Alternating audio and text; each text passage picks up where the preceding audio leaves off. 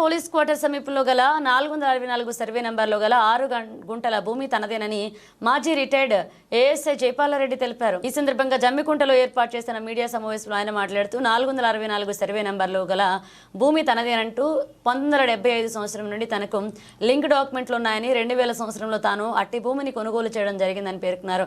ప్రస్తుతం ఆ భూమి మనదేనని రిలే నిరాహార దీక్ష చేస్తున్న కాటిపల్లి రాజు, కాటిపల్లి లక్ష్మి అనేవారు తప్పుడు డాక్యుమెంట్లను సృష్టించి నకిలీ పహానితో భూమిని కాజేయాలని ప్రయత్నిస్తున్నారన్నారు. తమ వద్ద ఉన్న ఒరిజినల్ డాక్యుమెంట్స్ ను హుజూరాబాద్ ఏసీపీతో పాటుగా జమ్మికుంట సీఐకి, జమ్మికుంట తహసీల్దార్కు చూపించడం జరిగిందని, ఈ విషయంపై గతంలో గొడవ జరగగా కేసు కూడా నమోదైందని పేర్కొన్నారు. తమ వద్ద అన్ని ఆధారాలున్నాయని, తాము కొనుక్కున్న భూమిలో నకిలీ పట్టాలను సృష్టించి తమ భూమిని కాల్ చేయాలని చూస్తున్న సదరు కాటిపల్లి రాజుపై తగిన చర్యలు తీసుకోవాలని అధికారులను కోరారు. ఆ భూమి వద్దకు వెళ్తే తనను చంపుతానని బెదిరిస్తున్నాడని ఆవేదన వ్యక్తం చేశారు. పత్రికాముఖంగా ఏర్పాటు చేసిన సమావేశంలో తన వద్ద ఉన్న ఒరిజినల్ డాక్యుమెంట్స్ తో పాటు రిజిస్ట్రేషన్ చేసుకున్న డాక్యుమెంట్స్ ను పూర్తిగా చూపించారు. గతంలో వారికి విక్రయించిన వారు సైతం వివరాలను తెలియజేశారు. నేను 2000 సంవత్సరంలో భూమి కొన్నా. నా దగ్గర అన్ని ఒరిజినల్ డాక్యుమెంట్లు ఉన్నాయి. తను సాదాభయాన్న చనిపోయిన వాళ్ళ మీద సాదాభయాన్న మీద రాసుకొని వచ్చి నాది భూమి అంటాడు. ఒక పేపర్ రాజు దగ్గర లేదు అని 2004లో రాసుకున్నాడు. ఒక 2000 సంవత్సరం రిజిస్ట్రేషన్ ఉంది. వీళ్ళకు 75 రిజిస్ట్రేషన్ ఉంది. లింకు 1975 లింకులు ఉన్నాయి వీళ్ళ దగ్గర. ఐదబద్రి దగ్గర నుంచి వీళ్ళు ఉన్నారు. వాళ్ళంతా వైశ్యులు. ఏ పేపర్ ఎలాంటి పేపర్ లేదు. ఒకటి దొంగ పని తయారు చేసిండు ఎంఆర్ఓ ఆఫీసులో. దాంతో దాన్ని ఎక్కించుకోండి. దొంగ కాయిదాలు సృష్టించారు. సాదాభయాన్నమో దొంగది, దొంగ పాని దొంగది. ఎంఆర్ఓ గారు కేసు పెట్టిండు, ఎఫ్ఐఆర్ చేసిండు. మొన్న 15 రోజులు జైలు కూడా పోయి వచ్చిండు. వేనమ్మకలు కూడా కేసు ఉన్నాయి. ఇంతకుముందు హుజూరాబాద్లో కూడా దొంగ నోట్లలో ఉన్నాడు. నన్ను ఇబ్బంది అంటే ఇబ్బంది పెడతాను. నా ఇంటి మంచిగా ఉంటుంది లేదు, బాగా ఇబ్బంది పెడతాను. మీరు ఎంత భూమి అండి? నాకు ఉన్నది ఇప్పుడు 297 గదాలు ఉన్నది. ఇదంతా కొని అమ్మేసినాను.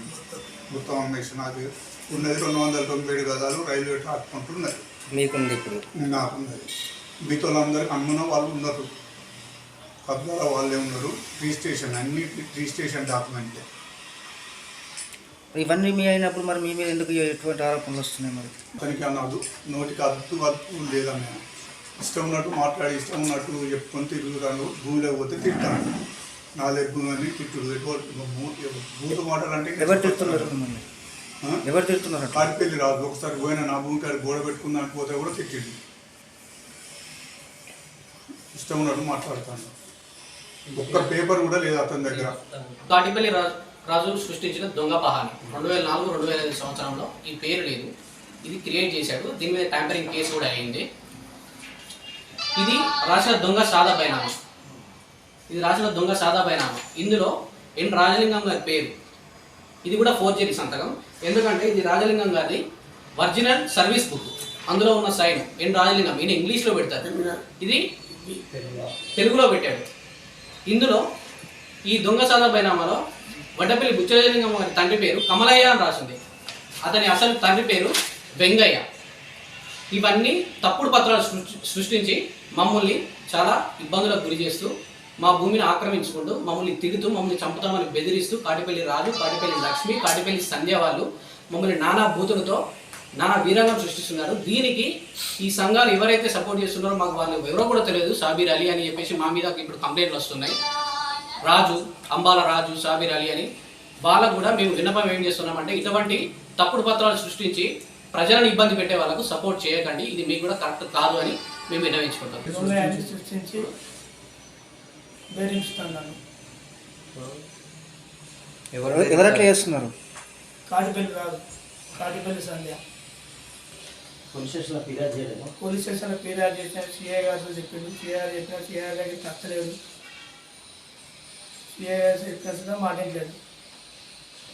కేసు కూడా అయింది. కేసు కాటిపల్లి రాదు.